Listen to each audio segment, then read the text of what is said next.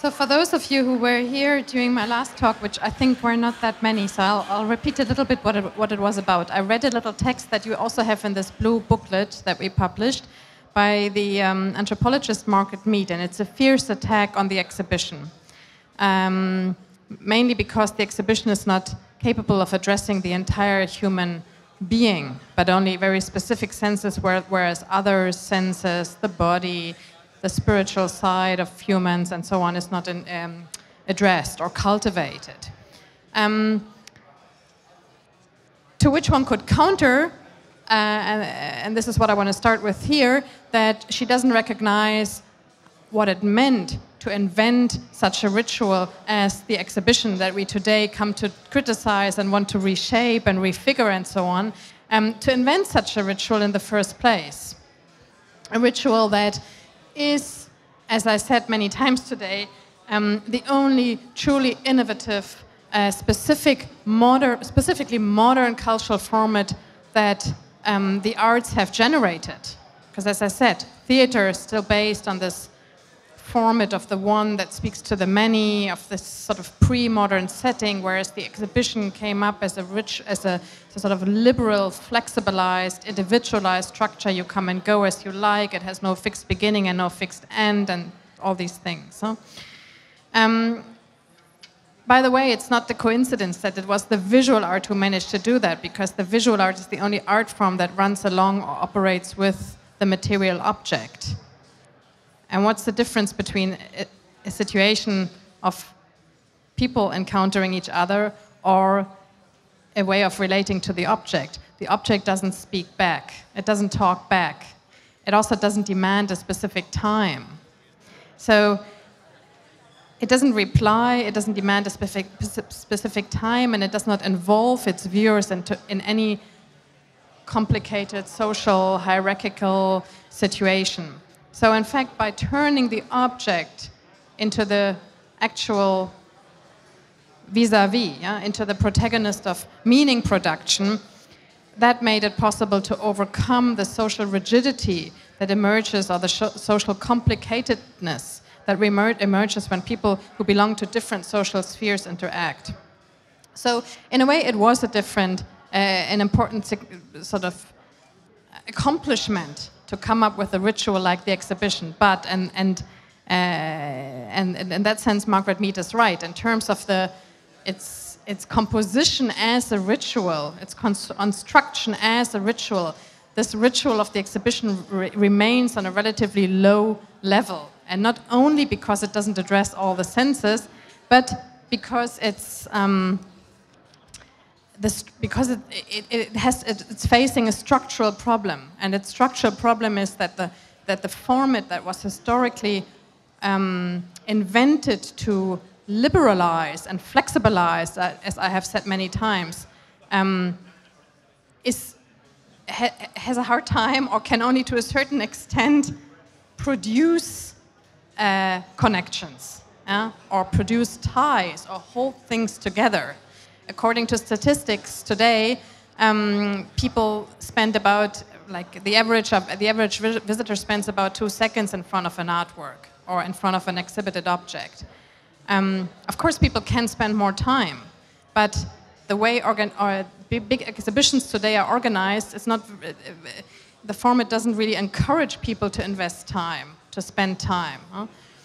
So it seems that what historically was the strength of this format, its focus on flexibility and individuality, under today's conditions of hyper-individualization and restriction of time, runs the risk of more and more turning into a weakness. And this is why everyone, from Rem Koolhaas today or to us here, constantly speaks about the necessity, the need to reshape, to reconfigure the exhibition format. And so the question, to make this a bit more concrete, the crucial question concerning this reconfiguration would be how to create an exhibition that on the one hand is able to create ties or connective elements, and that on the other hand still remains modern in the sense of liberal, democratic, ritual. We don't want to return to theater here based on the modality of the appointment with sort of fixed frame. And in trying to do this, time is a very vital factor, which is one of the reasons that time has become so important in recent attempts to reconfigure or to refashion art institutions.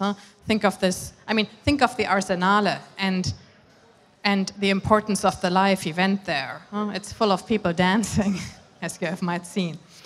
But I'm also thinking about a new exhibition format that came up in the recent years, the time-based exhibition. And it's not a coincidence that pretty much all the artists that are involved in this project here, Carsten Höller, Dominique González-Förster, Philippa Reno, Tino Segal, Olafur Eliasson, have in different degrees and with different, in different perspectives, all try to insert time into their exhibition. Yeah? So they all have experimented with the idea of time-based exhibitions. And what is a time-based exhibition? It's an exhibition that turns time into the explicit structuring element so that the exhibition de facto changes in time, thereby inserting the visitor into, or drawing the visitor into its own time. And this is actually, indeed, I would say, the invention of a new format, which I would call, and that's the title of this section here, an individualized event space. That's a neologism. Didn't Hans Ulrich say earlier we need new words, we need new notions, so that's a neologism. The individualized event space. These individualized event spaces, of which, in fact, the Swiss Pavilion here figures as an example, are hybrids, are essentially hybrids between exhibition and event spaces. They are spaces that in their temporal mode and as dramaturgical compositions in time are on the one hand close to a theatrical live event. This is what you can see over there in the Swiss Pavilion. They, things happen there in time. Okay, now I'm missing a paper here, but that's okay.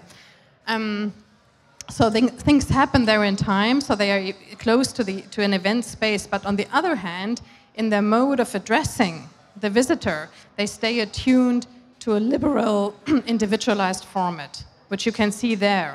There is no beginning, no end. It's not the modality of the appointment. Yes, people are sort of grouped together, but in temporary clusters and very loose groupings, not like in a theater setting.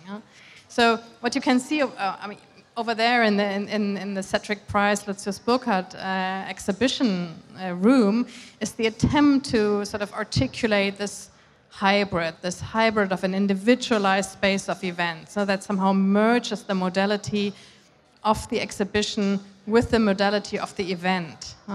Not like